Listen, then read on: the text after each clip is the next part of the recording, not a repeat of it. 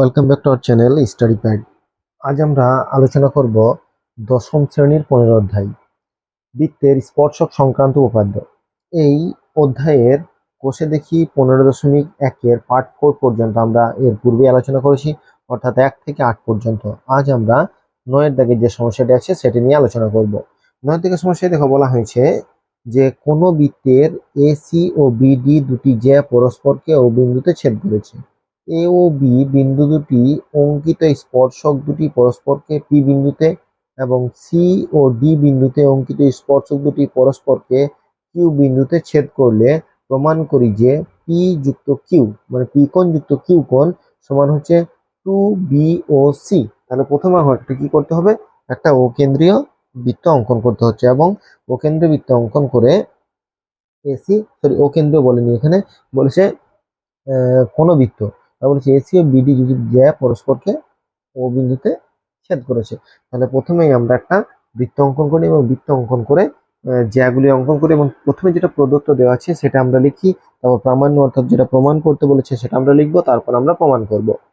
যদি অঙ্কনের প্রয়োজন আমাদেরকে অঙ্কন করতে হচ্ছে, তাহলে এর পূর্বে আমরা যখন প্রয়োগগুলি করেছি বা উপাদ্যগুলি করেছি, সম্পাদ্যও করেছি, ওগুলোর লিস্ট প্লেলিস্টের লিস্ট তোমরা লিঙ্কগুলি ডেসক্রিপশনে পেয়ে যাবে, চাইলে সেগুলো দেখতে পারো। তাহলে প্রথম বৃত্তটা অঙ্কন করি। এখানে আমরা একটা বৃত্ত অঙ্কন করেছি, এবার আমরা দুটি জ্যা অঙ্কন করব। জ্যা দুটি কি? জ্যাটি বলছি এসি ও বিডি, ঠিক আছে, দুটি জ্যা পরস্পরকে ছেদ করেছে, তাই তো?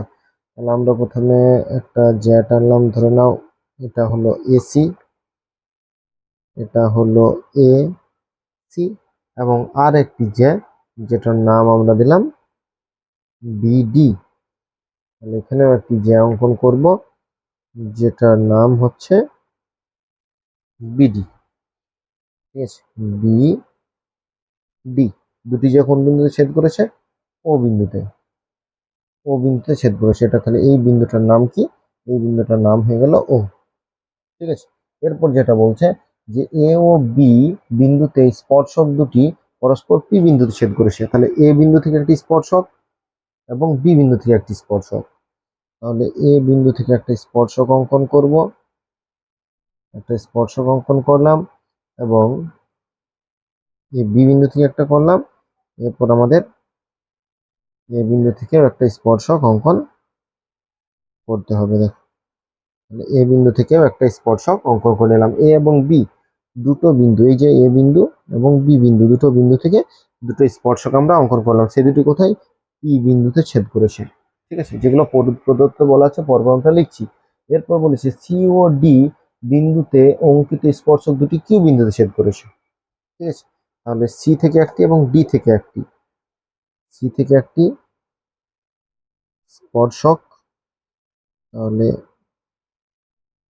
সি বিন্দুতে একটি স্পর্শক এবং ডি বিন্দুতে একটি স্পর্শক, ঠিক আছে। এই দুটি কোন বিন্দুতে ছেদ করেছে? এই দুটি ছেদ করছে কিউ বিন্দুতে, ঠিক আছে, কিউ বিন্দুতে ছেদ করেছে। এরপর আমাকে যেটা প্রমাণ করতে হবে সেটা হচ্ছে পি, কোণ পি, এই যে কোণ পি এবং কোণ কিউ, এই দুটোর যোগফল হচ্ছে 2 বিওসি।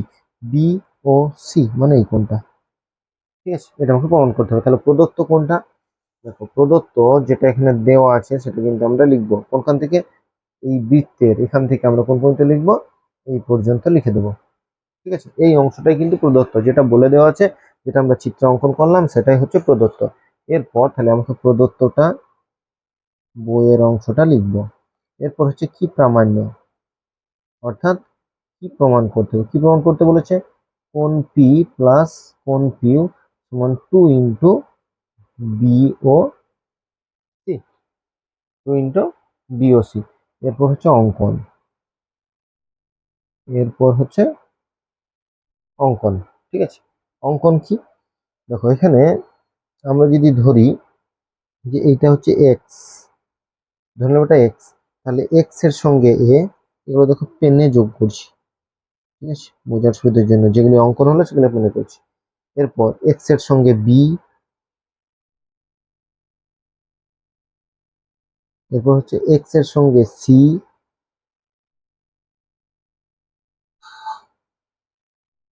এবং এক্স এর সঙ্গে ডি,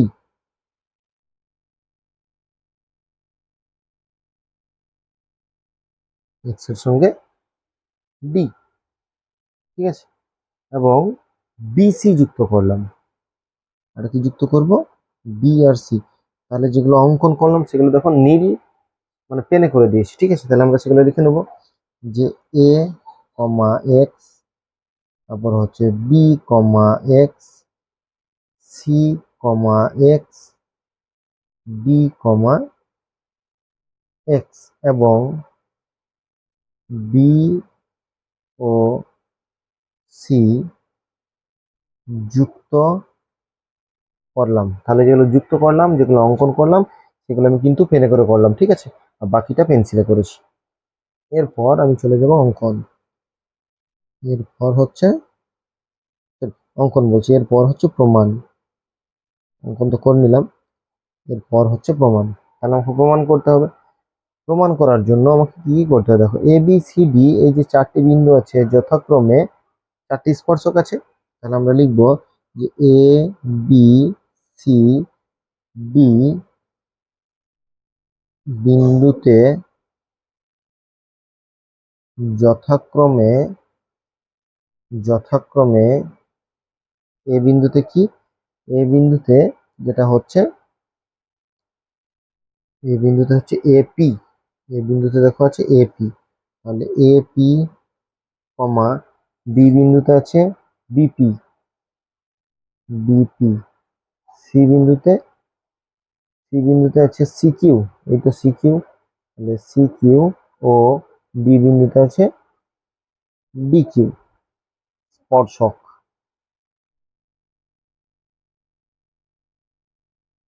ঠিক আছে। তাহলে এখানে আমরা কি পেলাম? এ বি সি ডি চারটি বিন্দুতে চারটি স্পর্শক পেয়ে গেলাম, ঠিক আছে। তাহলে এই চারটি স্পর্শক যখন পেলাম, তার মানে কোণগুলি কত ডিগ্রি করে? 90 ডিগ্রি করে। আর আমরা বলতে পারি এখানে দেখো প্রথম যে কোণটা, অর্থাৎ এই কোণটা কার সঙ্গে 90 ডিগ্রি, এখানে চিত্রে যদিও 90 ডিগ্রি মনে হচ্ছে না, কিন্তু এগুলো 90 ডিগ্রি করেই হবে, যেহেতু স্পর্শক তার মানে ব্যাসার্ধের সঙ্গে 90 ডিগ্রি কোণ উৎপন্ন করবে। তাহলে পি এ এক্স আমরা লিখতে পারি কোণ পি এ এক্স সমান হচ্ছে 90 ডিগ্রি, পি বি এক্স এটাও 90 ডিগ্রি, তারপর হচ্ছে কিউ সি এক্স, এখানে দেখো কিউ সি এক্স এই অংশটা, এবং কিউ ডি এক্স, ঠিক আছে, কিউ সি এক্স হচ্ছে 90 ডিগ্রি, এবং কিউ ডি এক্স এটাও হচ্ছে 90 ডিগ্রি, ঠিক আছে। তাহলে এই চারটে কোণ কত করে হলো? 90 ডিগ্রি করে, ঠিক আছে। এই চারটে কোণ হয়ে গেল আমার 90 ডিগ্রি করে। এবার এই চারটে কোণ 90 ডিগ্রি যখন হয়ে গেল, চারটে কোণ আমি 90 ডিগ্রি পেয়ে গেছি যেহেতু স্পর্শক। এবার আমরা এ বি বৃত্তচাপের উপর কেন্দ্রস্থ কোণ বার করব। কার? এই যে এ বি বৃত্তচাপের উপর। এ বি বৃত্তচাপের কেন্দ্রস্থ কোণ কোনটা? এই অংশটা, তাই তো। এ বি বৃত্তচাপের উপর, এ বি বৃত্তচাপের হচ্ছে এ এক্স বি। তাহলে আমরা লিখব যে এ বি বৃত্তচাপের উপর কেন্দ্রস্থ কোণ এ এক্স বি, ঠিক আছে। এ এক্স বিটা হচ্ছে কেন্দ্রস্থ কোণ। তাহলে এর সঙ্গে আর কোনো পরিধিস্থ কোণ আছে? দেখো এর সঙ্গে কোনো পরিধিস্থ কোণ আছে আমরা কিনা দেখবো। কার সঙ্গে? এ বির সঙ্গে। এটা হয়ে গেল বৃত্তস্থ কোণ। এই বৃত্তস্থ কোণটা আমি দেখেন, আমরা জানি বৃত্তস্থ কোণ পরিধিস্থ কোণের দ্বিগুণ। তাহলে বৃত্তস্থ কোণ, কেন্দ্রস্থ কোণ পেয়ে গেলাম। এরপর আমরা বৃত্তস্থ কোণ, বৃত্তস্থ কোণ কোনটা আছে আমরা লিখবো, এবং বৃত্তস্থ কোণ বা পরিধিস্থ কোণ, বৃত্তস্থ কোণ এসিবি, এ সি বি। দেখো এ সি বি এই অংশটা এটা পেলাম। তাহলে কেন্দ্রস্থ কোণ পরিধিস্থ কোণের দ্বিগুণ। তাহলে আমরা লিখতে পারি অতএব, অতএব কোণ এ এক্স বি সমান কোণ 2 ACB, ঠিক আছে। এটা একটা আমরা পেলাম, ঠিক আছে। কেন্দ্রস্থ কোণ কি বৃত্তচাপের উপর, এবি বৃত্তচাপের উপর কেন্দ্রস্থ কোণ এটা, পরিধিস্থ কোণ এটা। এবার আমরা একটা দেখো চতুর্ভুজ পাচ্ছি এপিবিএক্স, পি বি এক্স এই অংশটা। তাহলে চতুর্ভুজ আমরা লিখব যে এ পি বি এক্স চতুর্ভুজ থেকে পাই, এপি বি এক্স চতুর্ভুজ থেকে পাই। আমি যদি শুধু এখানে কি কি কোণ পেয়ে যাচ্ছি, আমি যদি পি কোণটার মান বের করতে চাই, এখানে আমি এই অংশটা যদি বলি এটা 90 ডিগ্রি, ঠিক আছে। 90 ডিগ্রি কেন? কারণ এই যে ব্যাসার্ধ আগেই বলে দিয়েছি, ব্যাসার্ধ বৃত্ত স্পর্শকের সঙ্গে। আচ্ছা, এই কোণটাও 90 ডিগ্রি। আর এই অংশটা এই যে এক্স এ এক্স বি, ঠিক আছে, এটা কার সঙ্গে দ্বিগুণ? এসিবির সঙ্গে। তাহলে আমরা আবার লিখতে পারি যে শুধু যদি আমরা পি কোণটাকে বার করি, পি কোণটা মানে হচ্ছে একটা চতুর্ভুজ মানে 360, তার সঙ্গে আমরা তিনটে কোণ বাদ দেবো। একটা হচ্ছে পি এ এক্স, আবার বাদ দেবো এ এক্স বি, আর একটা দেবো পি বি এক্স, ঠিক আছে। তিনটে কোণ বাদ দেবো। তিনটে কোণের মধ্যে যে যে কোণগুলো আমরা জানি, দেখো এপি এক্স, এই যে P A x, P A x, P x কত? 90 ডিগ্রি, তাহলে মাইনাস 90 ডিগ্রি। এ এক্স বি, এ এক্স বি, আচ্ছা, এই যে এ এক্স বি আছে, এটা মানে কত? এক্স বি মানে হচ্ছে 2 ইন্টু এ সি বি, আর পিবি এক্স, ঠিক আছে। এই পিবি এক্স এর মানটা কত? দেখো পিবি এক্স, পিবি এক্স কত? 90 ডিগ্রি। তাহলে দুটো আমি 90 ডিগ্রি পেয়ে গেলাম। তাহলে আমরা এটা 90 ডিগ্রি লিখেও নিলাম। এবার যদি বিয়োগ করি 90 90 180 বিয়োগ, তাহলে 160 360 থেকে 180 যদি বিয়োগ করি, তাহলে 180 minus 2 into A C B, 2 into ACB. এটা কার পেলাম? এটা পেয়ে গেলাম আমি পি কোণের মান। এরপর আমরা কি করব? পি কোণের মানের পর কিউ কোণের মান। তাহলে কিউ কোণের মান কি করতে হবে আমাকে? এখানে হচ্ছে X D Q C, X D Q C বা ডি কিউ সি এক্স, ঠিক আছে। এবার ডি কিউ সি এক্স চতুর্ভুজ থেকে পাই, ঠিক আছে, চতুর্ভুজ থেকে পাই।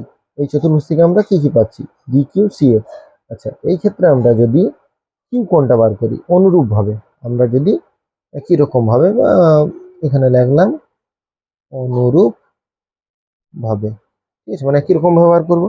তাহলে কোণ কিউ সমান হবে 180 মাইনাস 2 ইন্টু, এই ক্ষেত্রে 2 ইন্টু কোণটা হবে, ঠিক আছে।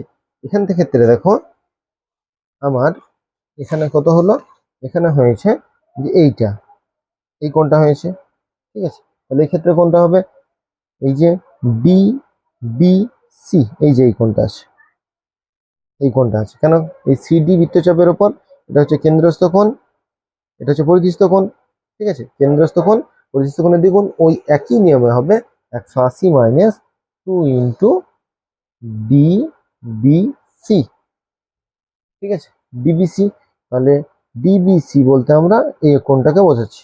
এবার আমরা এখানে দুটো 1 নম্বর এবং 2 নম্বর এই যে দুটো সমীকরণ পেলাম, এই সমীকরণকে আমরা যোগ করি, অর্থাৎ দুটোকে আমরা যোগ করব।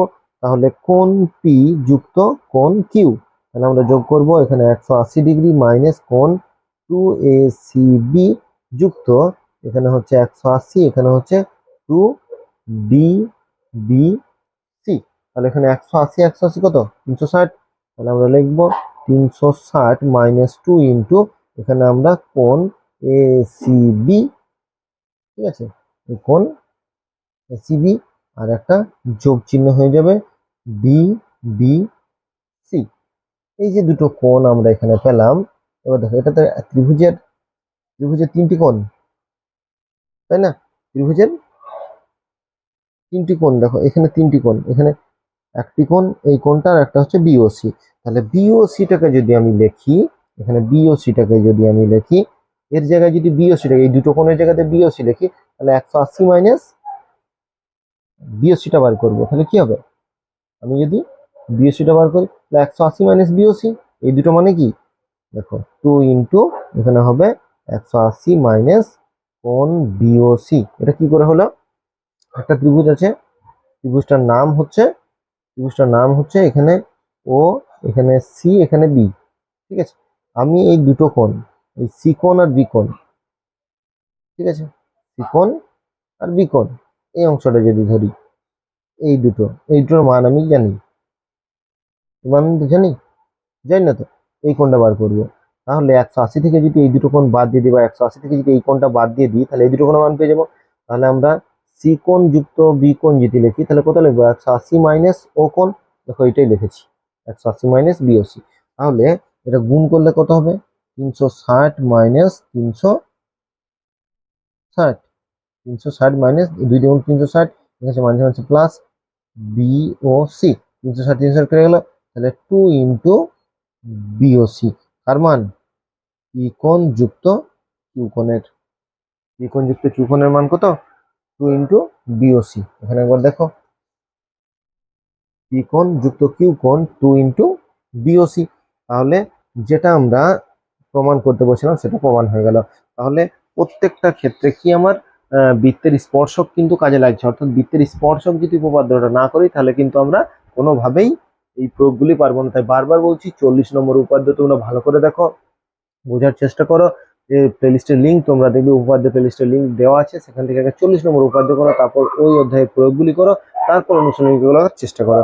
আর বাকি বলছি সম্পাদ্যর ক্ষেত্রে দেখবে সম্পাদ্যগুলো করে দিয়েছি। এছাড়াও পাটিগণিত, বীজগণিত সমস্ত কিছুই আমাদের চ্যানেলে করা আছে, সেগুলো তোমরা দেখো। তাহলে এখান থেকে তিনটি কনসেপ্ট কাজে লাগছে। একটা হচ্ছে চতুর্ভুজের 4টি কোণের সমষ্টি 360, ত্রিভুজের 3টি কোণের সমষ্টি 180, এগুলো তো আমরা জানি। এরপর কি? কেন্দ্রস্থ কোণ বৃত্তস্থ কোণের বর্ধিষ্ঠ কোণের দ্বিগুণ, এটা আমাদের একই বৃত্তচাপের উপর সেটা হতে হবে। তারপর স্পর্শক ব্যাসার্ধের সঙ্গে 90 ডিগ্রি কোণ করে, এগুলো আমরা আগে থেকেই জানি। তাহলে এই পার্ট যদি যে কোনো অধ্যায়েরই প্রয়োগ বলো, যদি প্রয়োগটা উপপাদ্যটা ভালো করে শিখো, তারপর প্রয়োগগুলি করো, খুব সহজেই পাচ্ছ। তাহলে আজ আমরা শেষ ক্লাসটা, অর্থাৎ 15.1-এর কোষে দেখি 15.1-এর শেষ ক্লাসটা করলাম। সেখানে আমরা 9-এর দাগের যে সমস্যাটি সেটি সমাধান করলাম। এর পরবর্তীতে আমরা কোষে দেখি 15.2-এ যাবো এবং সেখানে যে সমস্যাগুলি আছে সেখানে নিয়ে আলোচনা করবো। আজ এই পর্যন্তই, পরবর্তী ক্লাস নিয়ে আমরা খুব শীঘ্র হাজির হবো। তখন পর্যন্ত তোমরা আমাদের চ্যানেলে যদি নতুন হয়ে থাকো, অবশ্যই আমাদের চ্যানেলটিকে তোমরা লাইক করো এবং সাবস্ক্রাইব করো, যেহেতু পরবর্তী ক্লাসগুলি যাতে তোমরা পেতে থাকো। আর আমাদের চ্যানেল যদি ভালো লেগে থাকে, ক্লাসগুলি ভালো লেগে থাকে, অবশ্যই বন্ধুদের মধ্যে শেয়ার করবে, যাতে তারাও উপকৃত হয় এবং তারাও অঙ্কে ভালো নাম্বার পায় এবং ভালোভাবে অঙ্কগুলি বুঝতে পারে। আজ এই পর্যন্তই, পরবর্তী ক্লাস নিয়ে খুব শীঘ্র হাজির হচ্ছি। ততক্ষণ পর্যন্ত সকলকেই ধন্যবাদ। সবার দিন শুভ হোক, ভালো থাকো, সুস্থ থাকো, ভালো করে পড়াশোনা করো।